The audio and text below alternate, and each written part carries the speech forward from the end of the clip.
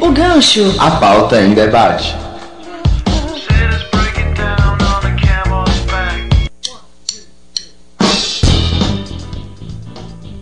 Boa noite, ouvintes.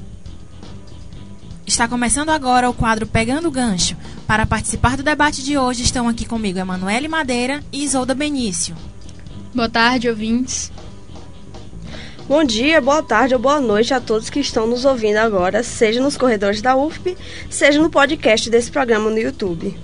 Bom, meninas, o assunto do programa de hoje é algo bem polêmico e que está totalmente envolvido com a sociedade brasileira, a corrupção.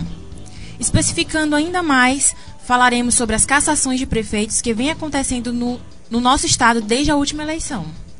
Números nunca antes sentidos na prefeitura do interior do Piauí. Talvez um duro golpe, tudo que está acontecendo. Aparentemente, o poder dos coronéis está ficando menor. O que pode melhorar a política piauiense se essas cassações não servirem só para dar um sustinho nos prefeitos do Piauí, para que eles não sejam corruptos sem ao menos disfarçar um pouco? Então, vamos esclarecer um pouco os ouvintes sobre o assunto. O Piauí é o estado com o maior número de prefeitos cassados no país. No Brasil foram 264 cassações, sendo até agora 51 delas aqui no estado. Isso desde as eleições de 2008. A partir daí foram 120 ações contra prefeitos, num total de 224 municípios piauienses. E a última cassação aconteceu na terça-feira. Foi o prefeito Inácio Batista Carvalho, do município de Santo Inácio do Piauí, que tinha sido acusado de comprar votos com bebidas. E o mais triste é que os 51 municípios que tiveram seus prefeitos cassados estão entre os mais pobres do país, além, claro, de ter um baixo índice de DH.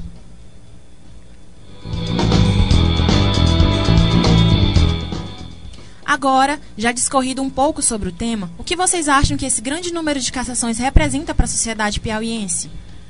Primeiramente, um alívio. No interior do Piauí, principalmente, ainda não saiu da época da República Velha, do voto de cabresto. Mas como nem tudo é prefeito, na verdade, o Superior Tribunal Eleitoral tem de ficar igualmente de olho nos outros peixes pequenos, deputados e vereadores, tão perigosos quanto os prefeitos com essa questão de cassação. Mesmo sendo um alívio, esses números preocupam. Medidas como essa deveriam ter sido tomadas há muito tempo. Evitaria o fato do interior do Piauí estar parado no tempo.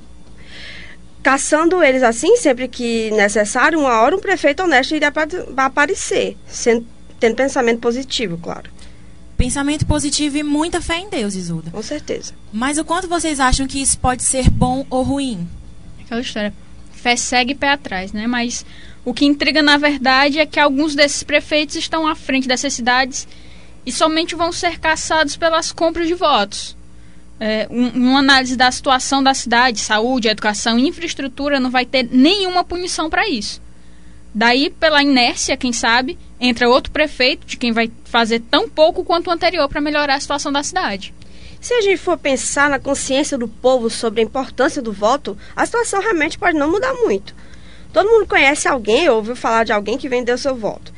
E com a permissão de puxar a sardinha podre para o nosso lado, no Piauí isso ultrapassa as barreiras do ridículo.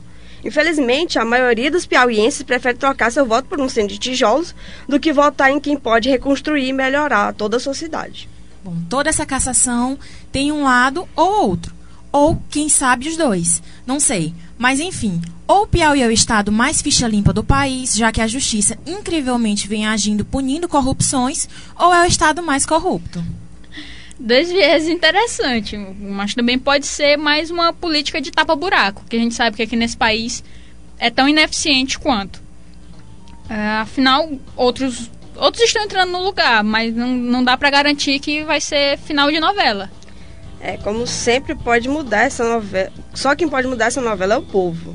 Basta que ele acorde e se informe sobre a trama em que está inserido. Aliás, essa história parece mais que um seriado de várias temporadas. Dependendo de quem escreve, pode ter uma reviravolta incrível. Ou então parecer só mais uma novela de padrão global.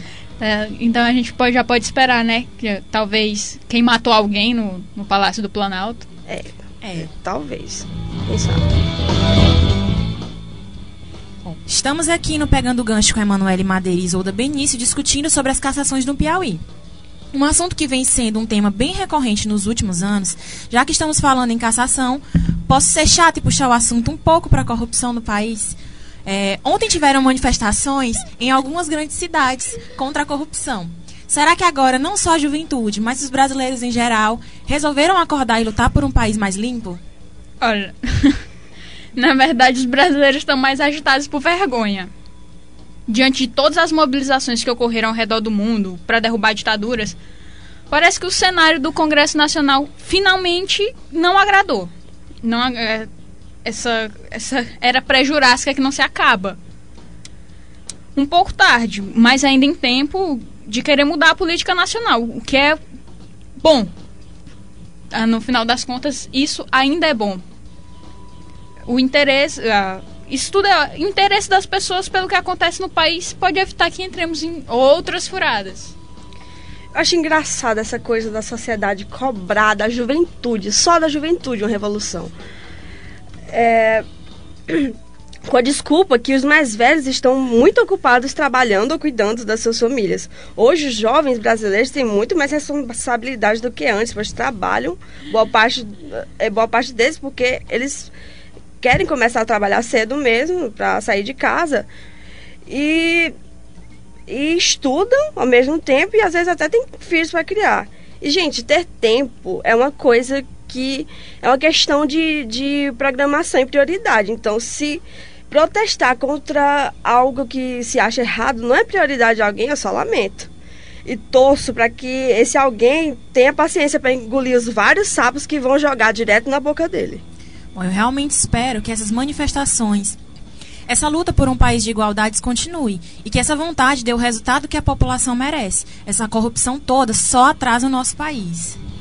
Desligar a TV no horário eleitoral, eleger tiriricas, romários, quenquens e tererês também não é algo que me traz um sentimento de agora vai.